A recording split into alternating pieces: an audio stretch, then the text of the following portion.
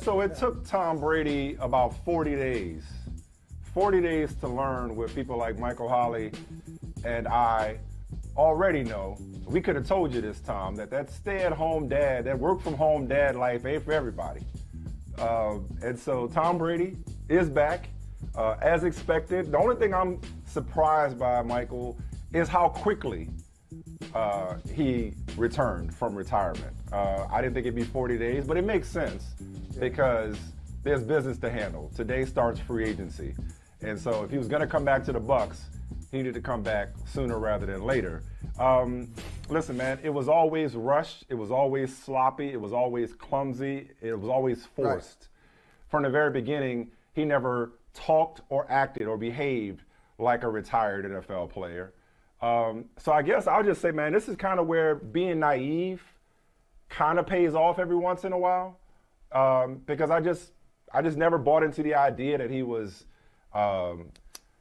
seeking attention, or bought into the idea that he was just trying to manipulate the media or tell his story his way and control the narrative, if you will. I just always saw somebody who was torn and who it felt like he was holding up a deal that he had made privately with his wife and his family. And I understand it. I get it. This is unprecedented. Nobody has ever played this long, this well, at this or any position in professional football. So there's no blueprint for this. There's no roadmap for this. So I understand how an MVP runner-up could go home, watch the league go on without him, and say, yo, man, I ain't ready yet. Babe, I'm sorry. I'm not ready yet. So I guess I'll start, Michael, by saying hats off to Giselle and the kids for allowing us to continue to receive the gift that is the greatness of Tom Brady. Yeah, I guess when you say you're surprised that it didn't last that long, I'm surprised that he got there that early. Right? I mean, if you really think about it, okay, if it's 40 days, some people say 40, some people say 41. 40 is much more poetic. You can go a lot of places more biblical that way. Yeah. Okay, right. Okay, 40 days. So he was in the wilderness for 40 days, and then he decided to come out and play football again, which begs the question: why do it? Why did he announce? Why did he announce it? Even if it had been that private deal, wouldn't you say this? Wouldn't you say it like this? Okay, I understand you guys want me to retire.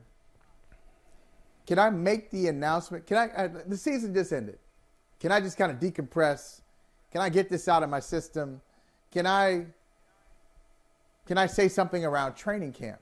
Just to see how I feel. We're going to have the time together. We're going to have the time together regardless. So whether the world knows what we're doing or not is immaterial. You know and I know that I have no football games to play in March, April, and May, right?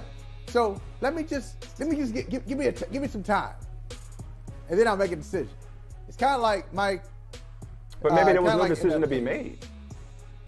Or just it. If you just said that whole agreement between Giselle and Tom, if that agreement exists, and I do, I have no reason to believe it doesn't.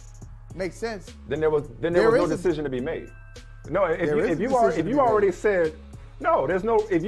said after they won it last year, and after she said for the umpteenth time, what more do you have to prove?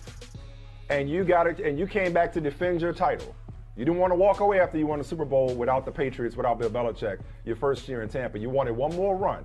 If, as I believe, there was an understanding that you were going to walk away after 2021, then there's no give me some time to make a decision. Let me decompress before I announce it. It's, hey, remember we talked about time to get to that honey-do list, time to get to the family affair, time to go on vacation. So again, I think it's somebody who dipped his toes into the waters of retirement and was like, you know what? I'm not ready for this. I thought I was. I'm not ready. I think it's as simple as that. Yeah, okay. But if you make that agreement, it's one thing to say it before it happens. You just don't know how you're going to feel at the time. Hey, after this season, I'll retire. Well, I don't know how. Will I be playing well? How will I feel? Will my body feel good? Hey, in 5 years, I'm going to do this. When I'm X age, I'm going to do that. That's easy to say when you're not there. When you get there and you start to look around, you say, that's a little different. If I was going to say, it's like when you, back in the pre-pandemic world, you leave to go to a job. A lot of people left to go to a job, then coming back home. Depending on the kind of job that you have, depending on your personality, sometimes you come into the house. Now, I never had this luxury. Some people I've heard have had this luxury.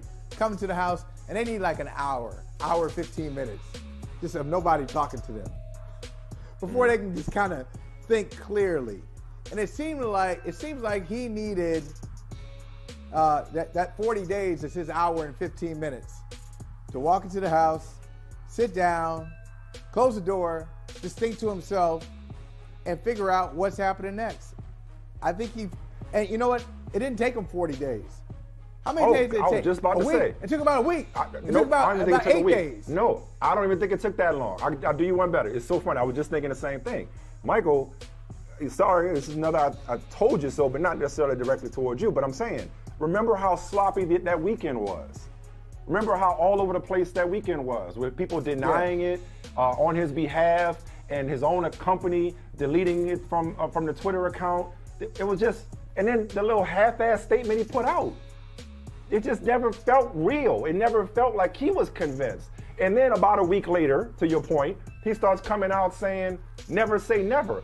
I think this was an ongoing conversation that never really stopped. He didn't just wake up Sunday morning and say, you know what, man? I'm out here seeing Cristiano Ronaldo do his thing. My place is on the field, not in the stands.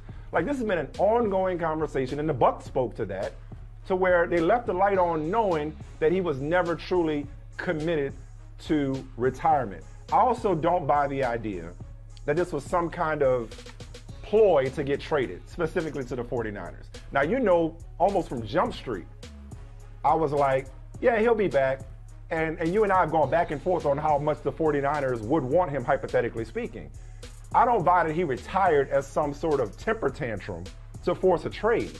Because if you wanted to get traded, you ain't got to retire and then do a 180 40 days later if you really wanted to be up out of Tampa. So I really think it was, hey, I told my family this would be it.